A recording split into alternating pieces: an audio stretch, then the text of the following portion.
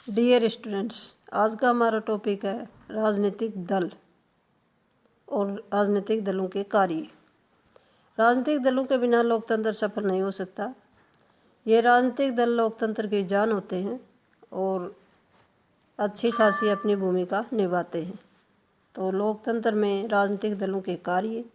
Point number 1 है नीतियों का निर्माण करना। राजनीतिक दल नीतियाँ बनाते हैं और उसे स्थायित्व प्रदान करते हैं। वे धार्मिक हितों को एक दूसरे के करीब लाते हैं, भौगोलिक अंतरों को ख़त्म करते हैं। अमेरिकी डेमोक्रेटिक पार्टी वाम पक्ष के अनुदारवादी और वाम पक्ष के उदारवादी दोनों को एक दूसरे के करीब लाने के लिए एक पुल का काम करती है। जर्मन डेमोक्रेटिक पार्टी पश्चिमी जर्मनी के प्रोटेस्टेंटों और कैथोलिकों के बीच खाई को पाटती हैं। संघीय शासन प्रणालियों में सभी राजनीतिक दल इस बात पर बल देते हैं कि विभिन्न सरकारी संरचनाओं को एकत्रित किया जाए। इस दिशा में सबसे अधिक अतिवादी मामला सोवियत संघ का है। इस प्रकार राजनीतिक दल उच्चतम सम्मान नियम प्रदान करने का प्रयास करते हैं। पॉइंट नंबर 2 है राजनीतिक दल सत्ता के लिए संघर्ष करते हैं। वे अराजकता में से व्यवस्था पैदा करने की कोशिश करते हैं।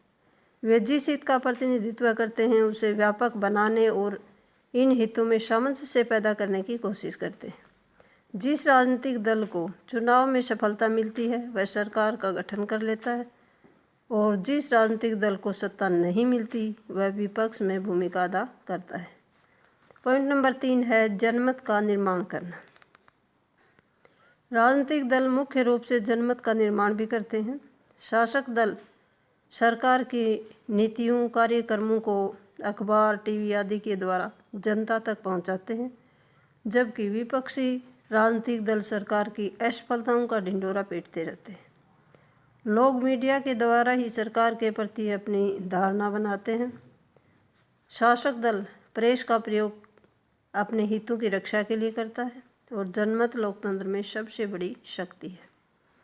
अगला पॉइंट है जनता और सरकार के मध्य तालमेल बनाए रखते हैं। राजनीतिक दल जनता और सरकार के मध्य की कड़ी का काम करता है। जनता की मांगों को सरकार तक पहुंचाते हैं और सरकार का उन मांगों के प्रति क्या दृष्टिकोण है इसका ये काम भी करते हैं। पॉइंट नंबर 5 है लोगों को राजनीतिक शिक्षा देना। राजनीतिक दल लोगों को राजनीतिक शिक्षा भी प्रदान करते हैं।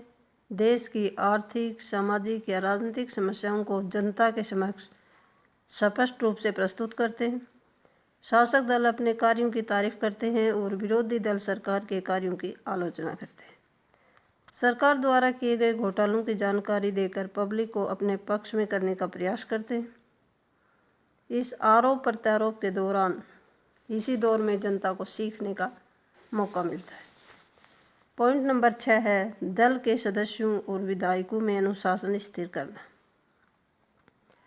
अनुशासन का अस्तित्व प्रत्येक राजनीतिक दल के प्राण होता है। राजनीतिक दल का प्राण होता है।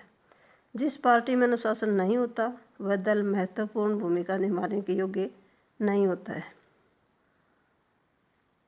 पार्टी से निष्कासित कर सकता है और आम आदमी पार्टी ने योगेंद्र यादव और प्रशांत भूषण को पार्टी का अनुशासन भंग करने के आरोप में पार्टी से निलंबित कर दिया। जब संसद का अधिवेशन होता है तो पार्टी अपने सांसदों में अनुशासन बनाए रखने के लिए व्हीप जारी करती है। पॉइंट नंबर 7 है राजनीतिक दल आधुनिकीकरण का कार्य करते हैं। राजनीतिक दल सरकार को आकार प्रदान करते हैं। विभिन्न सामाजिक और आर्थिक गुटों में मुख्य कड़ी का कार्य करते हैं। राजनीतिक दल शिक्षा और सामाजिकरण के मुख्य अभिकरण का कार्य करते हैं। परंपरागत व्यवहार को भंग कर देते हैं और ऐसे समुदायों में बांधने वाली शक्ति के रूप में कार्य करते हैं जो जनजातीय संबंधों, धार्मिक नियमों और राष्ट्रीय मूल के आधार पर विभाजित होते हैं। भारत में कांग्रेस पार्टी की भूमिका को इस तथ्य का सर्वोत्तम उदाहरण कहा जा सकता है, जहां महान नेताओं ने संविधान के निर्माण और संसदीय लोकतंत्र की धारणाओं पर सरकार का परिचालन करने में महत्वपूर्ण भूमिका निर्वाह की।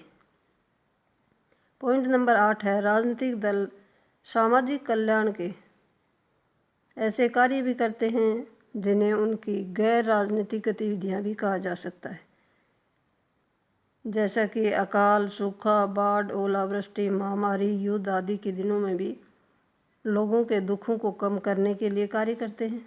वे निरक्षरता, अस्पृश्यता, अज्ञानता, बीमारी व सामाजिक कुरीतियों आदि को दूर करने के लिए भी कार्य करते हैं। Thank you.